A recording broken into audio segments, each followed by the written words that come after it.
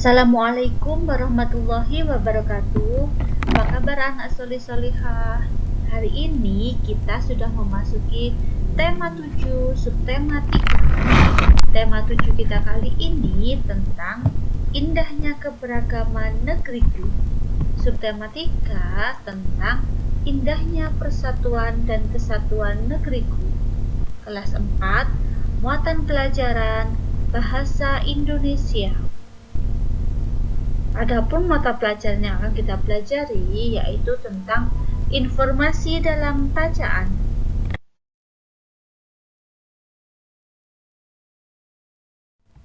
Tentang informasi dalam bacaan, yang pertama kita bahas adalah tentang ide pokok sebagai unsur penting dalam bacaan. Setiap paragraf memuat ide pokok. Ide pokok adalah inti atau masalah pokok yang dibahas dalam paragraf. Ide pokok merupakan unsur penting sebagai penyusun paragraf. Ide pokok dapat ditemukan dalam kalimat utama. Kalimat utama adalah kalimat yang memuat keseluruhan isi dalam paragraf.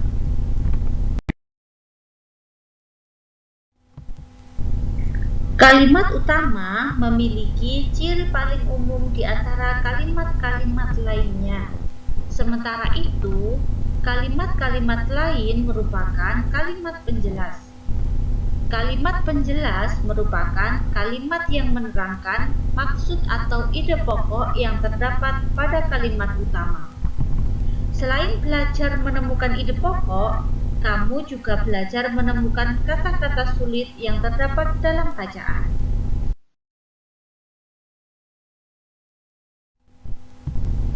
Yang kedua yaitu informasi baru dari bacaan. Sebuah bacaan memuat informasi yang ingin disampaikan kepada pembacanya. Yang pertama, informasi bacaan dapat ditemukan dalam isi bacaan. Yang kedua, membaca keseluruhan bacaan. Yang ketiga, menemukan informasi baru dari sebuah bacaan. Yang keempat, membacanya secara berulang. Yang kelima, informasi bacaan juga dapat ditemukan dari ide pokok setiap paragraf.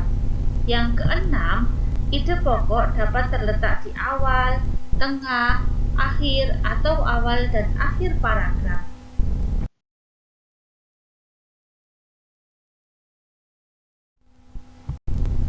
Lanjutan dari informasi yang kedua yaitu kamu dapat menambah pengetahuan dan wawasan melalui informasi dari bacaan, baik media cetak maupun elektronik.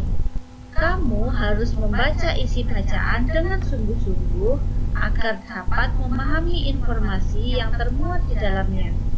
Kamu dapat menggunakan teknik membaca intensif, yakni kegiatan membaca yang dilakukan secara cermat dan teliti terhadap suatu bacaan.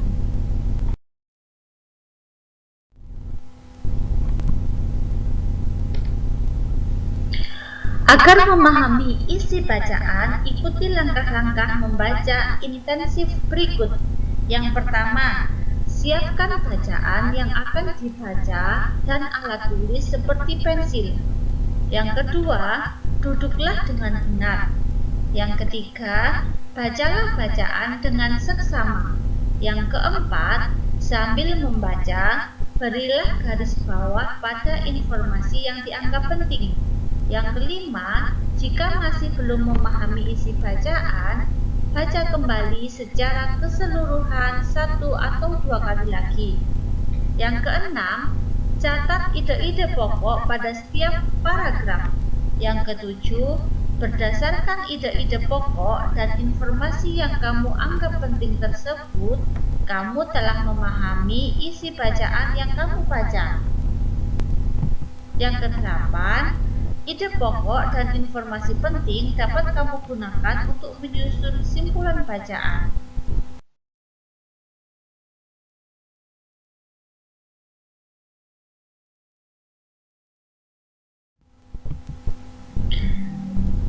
Tiap bacaan memuat informasi yang ingin disampaikan kepada pembaca. Informasi dalam bacaan dapat diketahui dengan menggali pertanyaan menggunakan kata tanya adik Simba. Kata tanya yang pertama, adik Simba itu singkatan dari apa? Yang pertama, apa? Untuk objek yang dibicarakan. Di mana? Untuk informasi terkait tempat. Yang ketiga, kapan? Untuk informasi terkait waktu. Yang keempat, siapa? Untuk orang yang dibicarakan.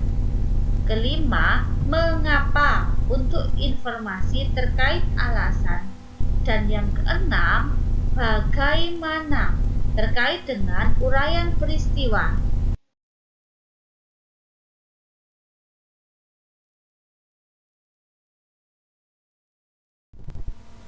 Yang ketiga yaitu tentang penemuan informasi baru dalam bacaan. Sebuah bacaan memuat informasi yang disampaikan penulis kepada pembaca. Informasi atau pengetahuan dapat kamu temukan dengan membaca intensif. Kegiatan membaca intensif adalah membaca dengan sungguh-sungguh. Informasi baru juga dapat diperoleh berdasarkan ide pokok tiap paragraf dalam bacaan. Ide pokok termuat pada kalimat utama. Kalimat utama setiap paragraf dapat terletak di awal paragraf, akhir paragraf, ataupun awal dan akhir paragraf.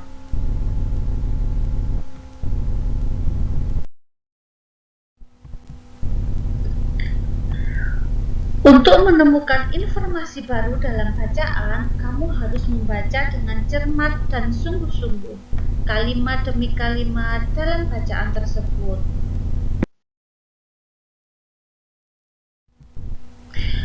Bacalah teks berikut dengan seksama.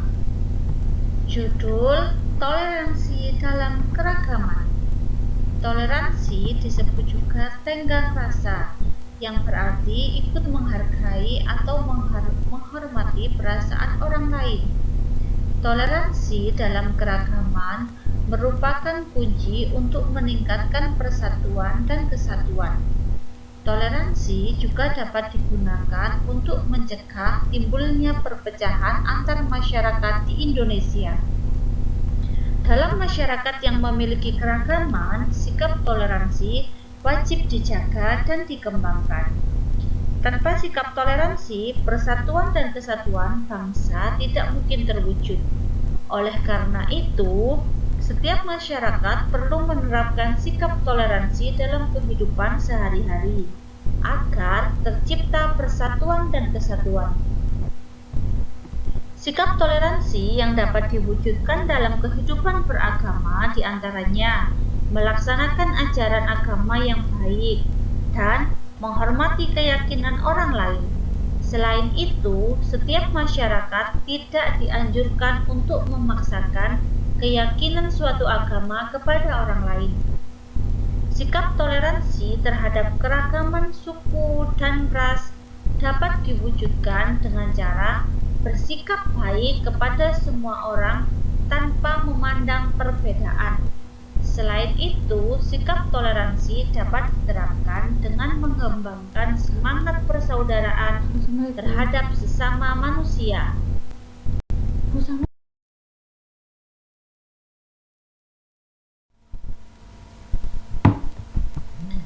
Informasi yang terdapat pada bacaan toleransi dalam keragaman dalam bentuk konsep dapat berubah seperti berikut. Judul: Toleransi dalam Keragaman. Dibagi menjadi dua. Yang pertama terdapat di paragraf 1, yaitu informasinya toleransi dapat menimbulkan perpecahan antar masyarakat Indonesia. Informasi yang kedua terdapat di paragraf kedua, yaitu sikap toleransi wajib dijaga dan dikembangkan dalam masyarakat yang memiliki keragaman. Di paragraf kedua dikembangkan menjadi dua, yaitu paragraf ketiga dan paragraf keempat. Paragraf ketiga yaitu sikap toleransi dapat diwujudkan dalam kehidupan beragama. Dalam paragraf keempat, informasinya yaitu sikap toleransi dapat diwujudkan dalam kehidupan suku dan ras.